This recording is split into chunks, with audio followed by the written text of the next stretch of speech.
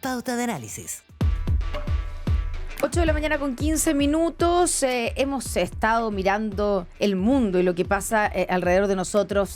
Primero, cuando comenzó este año en Venezuela, pero ahora hemos cambiado el foco hacia lo que está pasando en Irán, donde se han desarrollado protestas masivas contra el gobierno.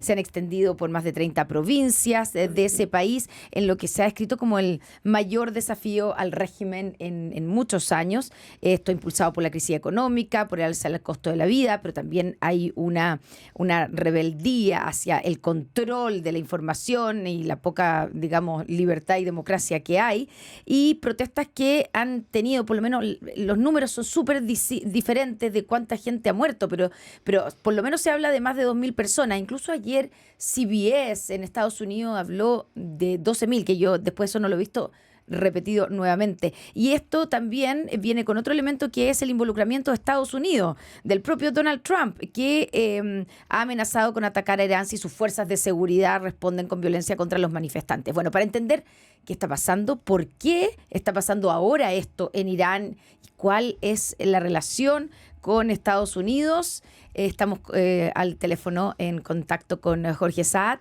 director del Centro de Estudios Internacionales de la Universidad Católica. Jorge, un gusto tenerte con nosotros aquí en Pauta de Análisis. Bienvenido. Muy buenos días, Connie, Claudia. Gracias por la invitación. Gracias a usted, Jorge. A ver, bajemos a Irán, pero previo a eso, lo que asistimos, la opinión pública, los ciudadanos y ciudadanas del planeta, estamos asistiendo a que la semana pasada, no lo vemos como algo del pasado, recientemente, Estados Unidos capturó a Nicolás Maduro en Venezuela. O sea, intervino, cruzó la frontera, sacó al dictador y lo llevó. Y también se hizo, ¿no es cierto?, del petróleo. Tenemos la situación de Irán, tenemos Rusia. Tenemos el encuentro de Vladimir Putin con Kim Jong-un, que no es, yo creo que esa foto no es una foto de Navidad, ni una postal, es una foto que tiene una simbología.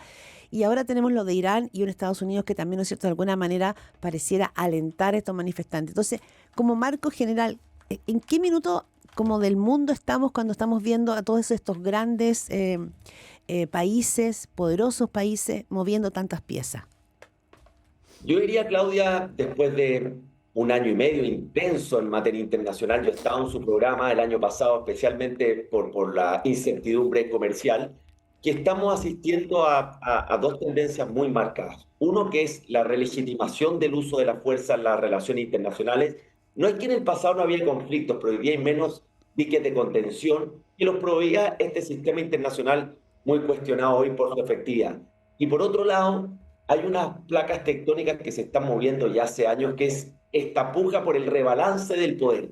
Da la impresión que el orden internacional como lo conocemos no le acomoda a nadie. No le acomoda a Estados Unidos porque siente que no le sirve, no le acomoda a China porque siente que le queda chico, que no representa lo que es la China actual, y tampoco le acomoda a una Unión Europea que está en esta suerte de travesía por el desierto sin encontrar una definición. Esos son como tendencias, yo diría, clave hoy día y que hacen que todo este tipo de situaciones se tensionan de manera más rápida. Ya. Y en esa línea, Jorge Saad, para ya bajar, ¿no es cierto?, la pregunta que se hace hoy día, la Deutsche Welle en Alemania dice, ¿por qué Irán es tan importante en la escena internacional? Entonces, ahí, primero, ¿por qué es tan importante Irán? Lo vimos también nombrado en la situación en Venezuela respecto al petróleo.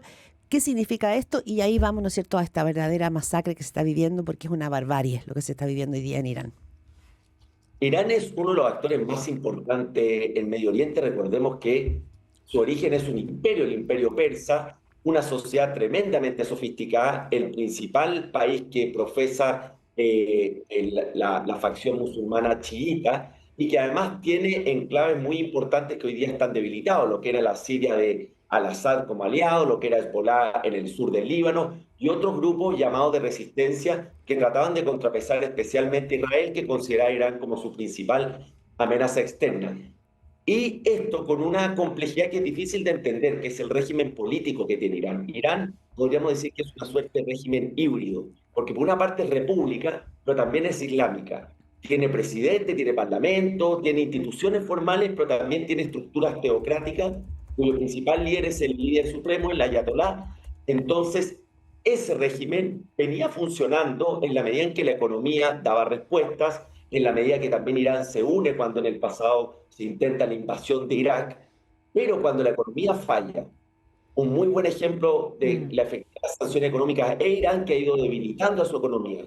Cuando el costo de vida aumenta, las protestas del 2019, por ejemplo, fueron por el alza del precio de la benzina, y donde además el 60% de la población iraní, esto lo sabe muy poca gente, es población menor de 35 años. Entonces estamos hablando de una sociedad que está presionando, de una sociedad que es de las más laicas. Perdón, para repetir solamente, ¿cuánto es el porcentaje de personas de menos de 35? 60% de la población Imagínate, iraní ya. de 35 años. Entonces, tú ves una composición social que obviamente desafía a un régimen político de una república islámica que se sostenía cuando la economía funcionaba bien y cuando se consideraba que protegía a Irán de la amenaza de algunas potencias extranjeras. Ahora, Jorge, ya, esta vez también explota esta nueva, digamos, revuelta, explota también porque por el precio del aceite, o sea, así de cosas básicas, lo hemos conocido también nosotros mismos en Chile, ¿cierto? Cuando subió el transporte, en el caso del estallido social, o sea, pasan cosas como tan simples que afectan en el bolsillo directamente, productos básicos como el aceite de cocina y el pollo, que subieron de precio de forma abrupta y además hubo como escasez y después vino una decisión del Banco Central, ¿cierto?, de poner fin a un programa que permitía como a ciertos importadores acceder a dólares estadounidenses más baratos, etcétera. ¿Cómo llegamos o por qué esto se transforma en una revuelta, en una realmente masacre, como decía la Claudia, de represión? ¿Y por qué Estados Unidos se mete? ¿O es Donald Trump que está metiéndose en cualquier lugar donde haya algún recurso natural que le importa a Estados Unidos y simplemente es eso? La principal fuente de malestar, Connie, en Irán es la situación económica. Eso no hay que perderlo de vista.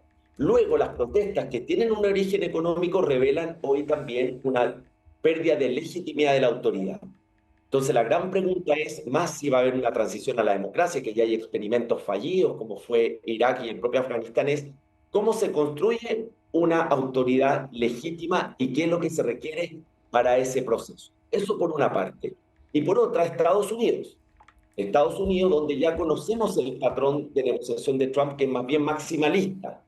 Va más allá, ve cómo reacciona el contendor y luego evalúa las opciones y se sienta a negociar. Estados Unidos sabe que Irán, no es Venezuela, que aunque el ejército está más debilitado, que aunque el régimen atraviesa su situación política, económica y estratégica más debilitada, sigue teniendo fuerza, que el régimen ayatolá va a seguir utilizando la represión para tratar de mantenerse en el poder, lo hizo el 2022, lo hizo el 2019, y que en consecuencia el riesgo de un vacío de poder en una sociedad de casi 90 millones de personas es un riesgo muy alto y difícil para un Estados Unidos y un Trump, que usted lo sabe, está con muchos frentes abiertos a nivel internacional, pero también a nivel local. Claro, pero la pregunta que uno se hace es ¿por qué eso le importa a Estados Unidos de manera tal que aparece, digamos, diciendo y amenazando a Irán, diciendo si sigue y si reprime a los manifestantes? Aparece como un poco como El Salvador, ¿cierto? Donald Trump diciendo si reprimen a los manifestantes, como lo están haciendo, o sea, hay más de 2.000 muertos según las cifras más conservadoras, digamos, nosotros nos vamos a meter y no nos perdamos. Supongo que no es que ahora le bajó la humanidad a Donald Trump, o no solo será eso. ¿Por qué a Donald Trump le importa tanto que ahí haya un vacío de poder o no? Lo primero es que Estados Unidos está apostando que sea la propia sociedad iraní la que termine derribando al régimen, más que una intervención, pensemos, militar a gran escala, que no tiene hoy día ni la capacidad política ni el apoyo de Estados Unidos, requeriría además pasar por el Congreso. Por otro lado, Estados Unidos ha debutado con estas llamadas intervenciones sin invasión, entonces podríamos pensar algunos ataques quirúrgicos, alguna infraestructura crítica de Irán. Y por otra, Irán es un país tremendamente rico en materia de petróleo, de gas. Con China tiene un acuerdo de largo plazo para proveer tanto petróleo como gas natural. Y obviamente en esta competencia estratégica que hay hoy día en el mundo por los recursos naturales, por los minerales críticos, Irán es una fuente de alto potencial. Jorge, pero yo tengo la siguiente duda aquí. ¿Estados Unidos puede jugar el rol de Salvador que ha querido jugar respecto, ¿no es cierto?, a la paz con un país como Irán? Irán no está en una situación crítica, ¿no es cierto?, con un régimen brutal, pero no es una situación de debilidad. y tampoco Irán está solo, pareciera ser. O sea, ahí tiene aliados y amigos que son sumamente poderosos. China, Rusia. Entonces llama la atención porque veía esta mañana que Irán quiere ir a la ONU a señalar que Donald Trump no puede estar alentando manifestantes en Irán como lo ha hecho y que tampoco puede estar señalando ahora que va a subir aranceles de un 25% a quienes compren productos a Irán. O sea, ¿está jugando con fuego Donald Trump cuando quiere cruzar hasta Irán?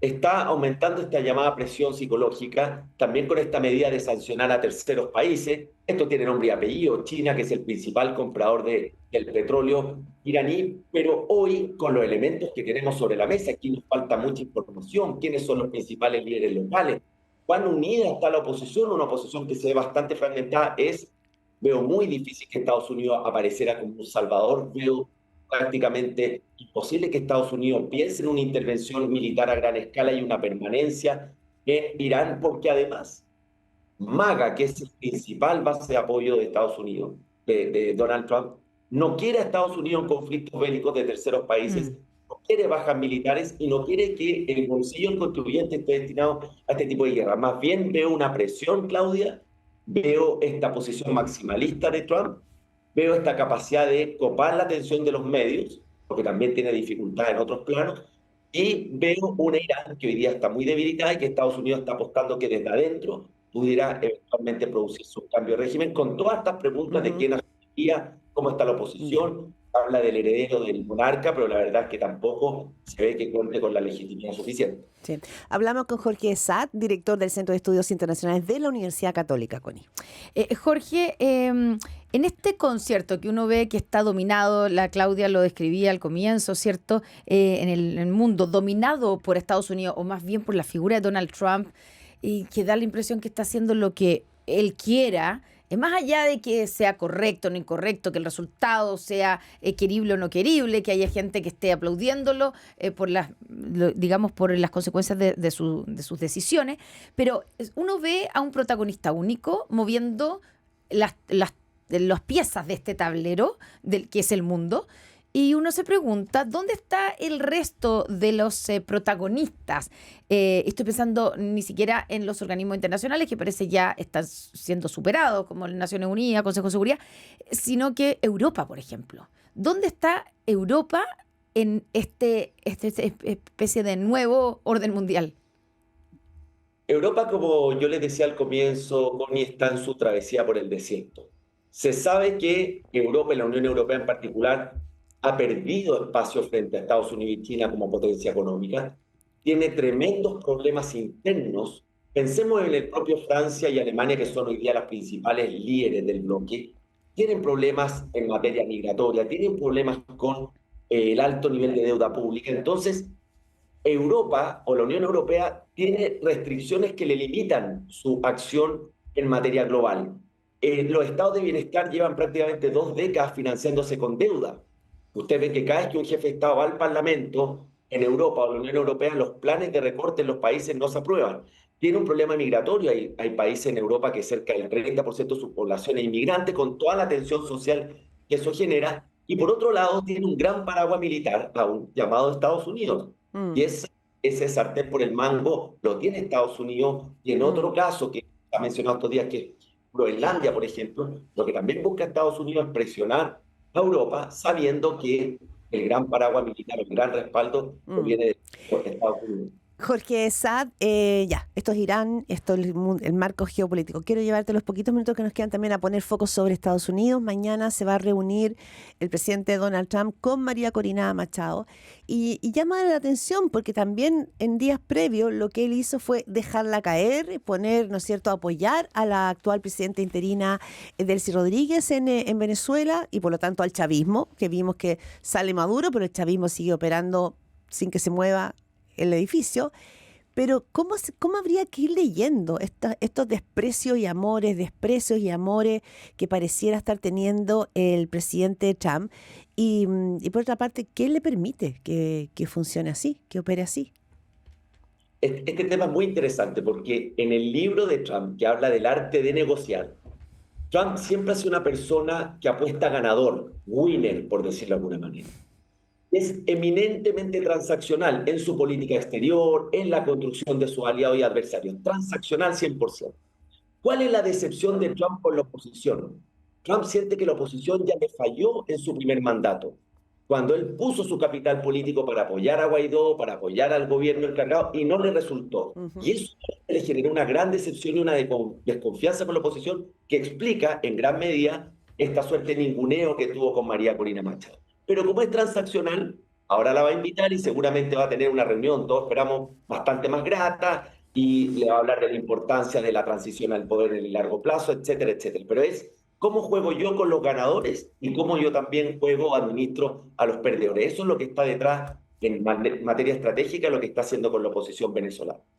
Ahora, claro, uno esperaría, y en un minuto todos cuestionaban de por qué Donald Trump se metía en Venezuela y no solo ninguneaba a Corina Machado, sino que no tomaba en cuenta a la oposición.